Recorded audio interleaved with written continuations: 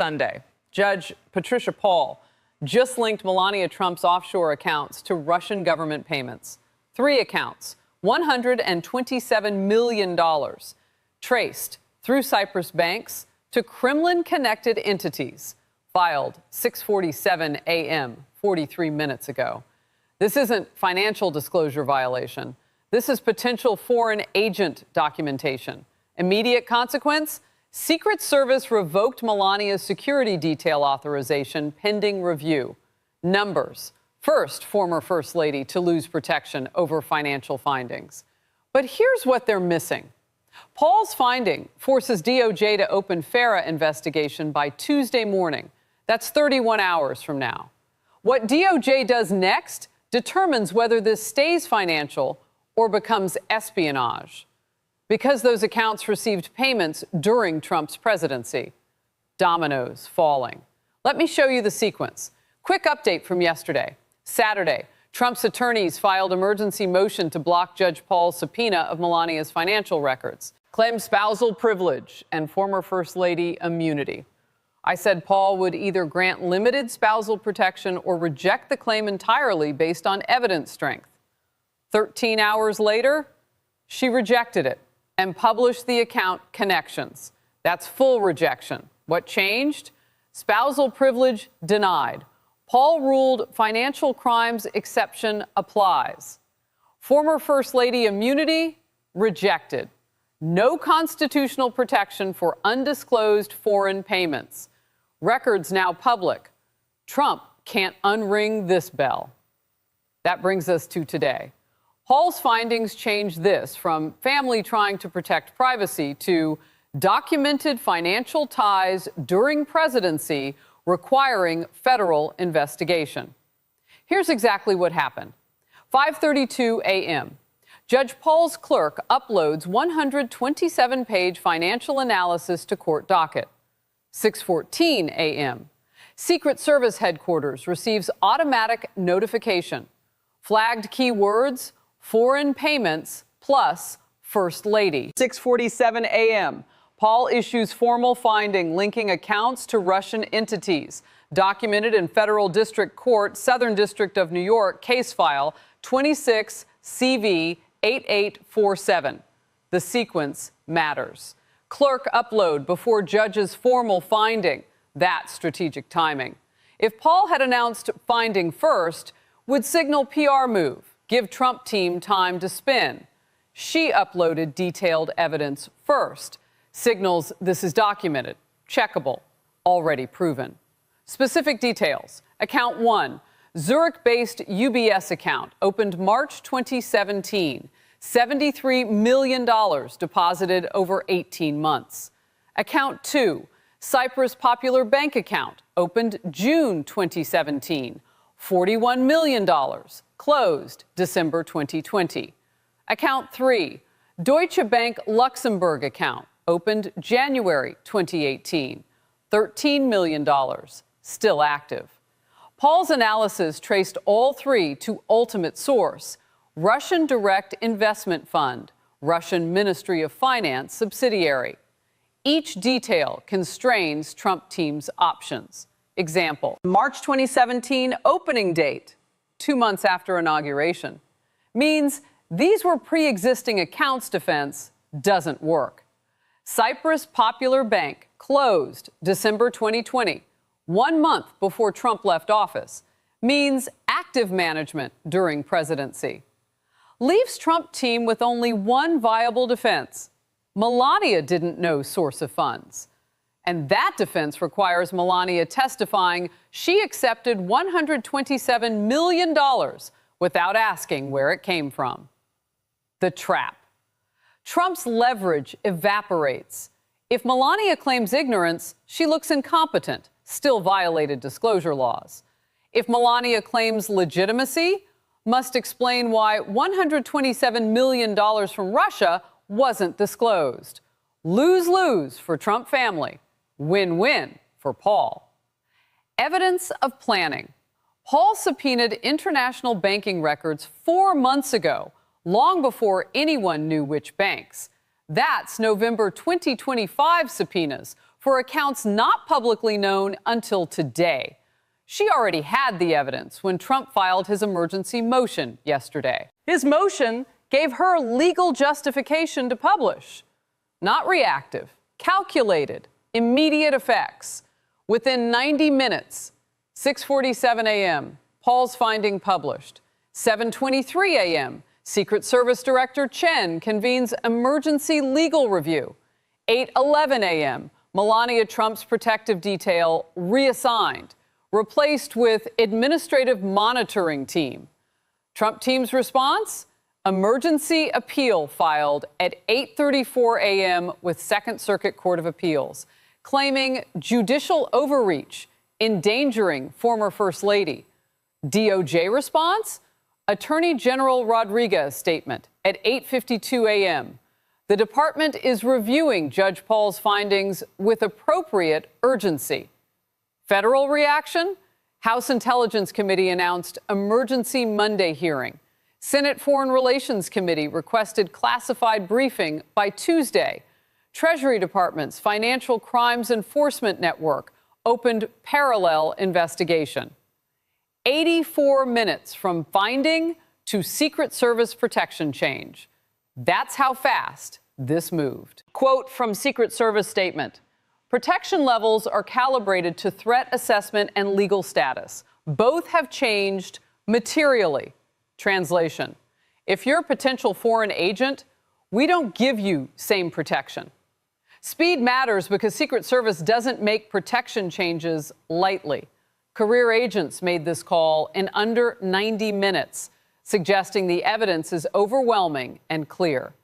Congressional reaction, equally swift. House Intel Chair Wasserman tweeted 7:47 a.m. If true, this is worst presidential family corruption in American history. That's 1 hour after publication.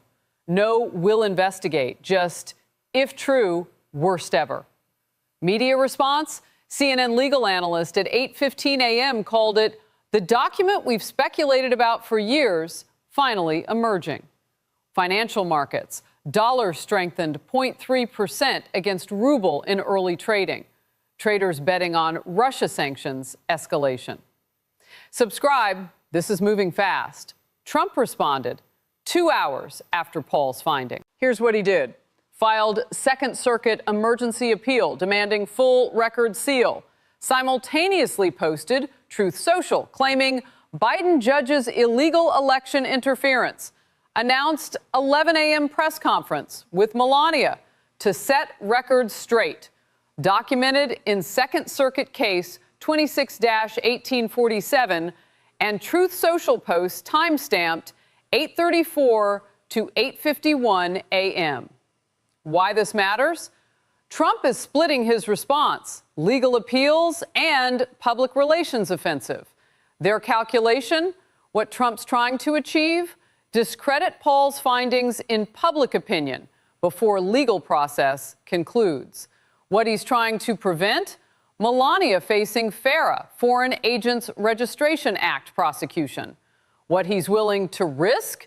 Melania making statements that could contradict future testimony. Quote from appeal: Judge Paul has exceeded constitutional authority by publishing unverified allegations designed to inflame public opinion against a private citizen. Translation: we can't dispute the account records, so we're attacking Paul's authority to make them public. Whether it works depends on Second Circuit's appetite for protecting former First Ladies from financial disclosure. And Second Circuit just rejected Trump's own financial disclosure appeals 3 times in past year. The press conference adds complexity. Anything Melania says at 11 a.m. becomes evidence. Trump's attorneys usually keep clients quiet during investigations. This press conference signals either Melania has explanation that helps, or Trump thinks public pressure can stop investigation before legal process catches up. Given his legal team's track record, option 2 more likely. Statement from Trump attorney Haba at 9:17 a.m. Mrs. Trump has done nothing wrong and will explain the perfectly legal nature of these accounts.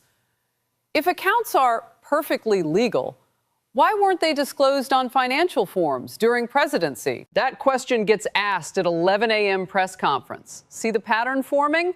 Like this. Here's why this doesn't de-escalate. The mechanism. Paul's finding triggered automatic Secret Service review. Secret Service protection change triggered congressional oversight requirement. Now DOJ locked into mandatory FARA investigation timeline. 72 hours to open or formally decline. Example, if DOJ opens FARA investigation Monday, Melania must register as foreign agent or face prosecution. If DOJ declines investigation, House Intel can subpoena Attorney General Rodriguez to explain why $127 million from Russia doesn't warrant investigation. Once congressional subpoenas issue, everything becomes public testimony under oath. That's the spiral. We're 4 steps into it. Finding, Secret Service, congressional, DOJ decision, public testimony. Former federal prosecutor Barrara. FARA investigations of this magnitude don't close quietly, either prosecution or congressional spectacle. Translation: there's no quiet ending once you're at this level. Window for off-ramps? Monday morning, before DOJ's 72-hour clock expires. If Melania provides complete accounting showing legitimate source for funds and explains non-disclosure as administrative error, DOJ might decline prosecution in exchange for penalties. After Monday, locked into investigation, grand jury, potential indictment track. Trump's 11 a.m. press conference actually accelerates timeline. If Melania makes false statements publicly, DOJ has additional pressure to investigate or look complicit. The accounts being opened during Trump's presidency removes any statute of limitations defense. Corruption during office has different legal timeline. We're past the point where this gets handled quietly. While Trump and Judge Paul were focused on each other, European Union entered.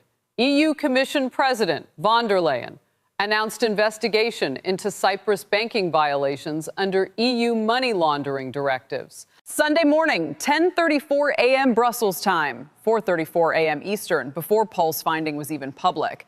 Why this complicates things? EU has authority to freeze accounts and prosecute Cyprus banks that facilitated transfers, separate from U.S. jurisdiction. Specifically, Cyprus Popular Bank, where account 2 was held, is EU-regulated institution. EU can access complete transaction records without U.S. court orders. What they want? Stated goal: investigate Cyprus banking compliance with EU anti-money laundering regulations during 2017 to 2020 period. Quote, if European banks facilitated undisclosed payments to U.S. officials, EU has independent obligation to investigate. Their actual interest? Establishing EU enforcement authority over Russian sanctions evasion. Melania's accounts are test case. Evidence? Von der Leyen's statement specifically mentions Russian Ministry of Finance entities 3 times. Unusual specificity for announcement of preliminary investigation. Impact on Melania, now facing U.S. FARA investigation and EU money laundering investigation. Can't claim account privacy. EU will publish findings under transparency rules. Impact on Trump. EU investigation operates on faster timeline than U.S. system. Findings could come in weeks, not months, before 2026 presidential campaign heats up. Impact on Judge Paul. Her findings now have international corroboration. EU wouldn't investigate without confidence in underlying evidence. Neither Trump team nor Paul anticipated EU involvement. Von der Leyen's timing, announcement before Paul's finding was even public, shows EU had independent intelligence on these accounts. That means multiple governments were tracking these accounts during Trump's presidency. This isn't newly discovered. This is newly published. This gets more complicated. Stay with me. Step back. What's actually happening here? Trump's strategy: delay any investigation until after 2026 election. If he wins, he controls DOJ and can make this disappear. Willing to sacrifice Melania's privacy, his credibility on draining the swamp. Judge Paul's strategy: create public record that forces federal investigation. Make this too big to ignore. Willing to sacrifice relationship with appeals courts. They might reverse her. Risk of appearing politically motivated. EU strategy: establish precedent that European banks can't facilitate payments to U.S. officials without consequences. Use Trump family as example. Willing to sacrifice relationship with U.S. on other banking cooperation issues. Where strategies conflict, Trump needs time. Paul needs immediate DOJ action. EU benefits from prolonged investigation, more time to establish precedent. No compromise satisfies all three. Means this escalates until DOJ picks a side. Expert analysis. Former U.S. Attorney Preet Bharara. Account evidence this clear doesn't go away. Translation. Trump can't spin $127 million in documented Russian payments. Even conservative legal scholar Jonathan Turley. If records show what Paul says, disclosure violations are clear-cut. When left and right agree on underlying facts, that's the read. Fair counterargument? Trump defenders say accounts could be legitimate business income that Melania believed didn't require disclosure because they were held in her name only, not Trump's. That has merit. But March 2017 opening dates, 2 months after inauguration, contradict pre-existing business explanation.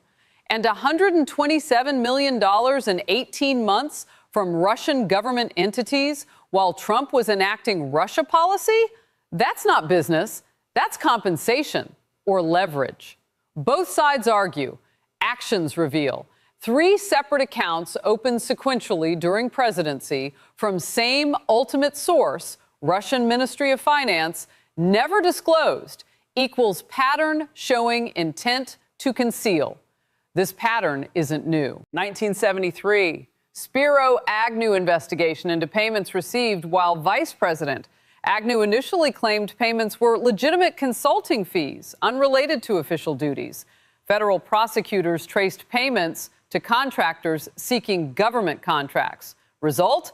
Agnew resigned, pleaded no contest to tax evasion, avoided jail. Timeline: 4 months from investigation opening to resignation. Key difference then? Agnew's payments were domestic, Maryland contractors, not foreign government. But the dynamic? Same. Official receives undisclosed payments while in office, claims they're legitimate. Documentation proves they're connected to official actions. Former Watergate prosecutor Jill Wine-Banks: Agnew resigned because evidence was overwhelming. Investigation timeline was weeks, not years. We're at the evidence published stage now, equivalent to July 1973, when WSJ published Agnew payment details. If history repeats, Trump fights for months, Melania eventually faces plea bargain to avoid trial. Trump claims witch hunt. If it breaks, Trump would need to actually win 2026 election and control DOJ before investigation concludes. Requires investigation taking 18+ months. Based on Agnew timeline, 4 to 6 months to resolution, meaning October 2026, 1 month before election. Worst possible timing for Trump campaign. Like, if you're following this thread, why this matters. If you've ever wondered whether financial disclosure laws apply to everyone, this is the test case. Example: you're appointed to local zoning board. You fill out financial disclosure forms. You don't list your spouse's accounts because you think those are separate. Before Melania, maybe you get warning, file amended disclosure.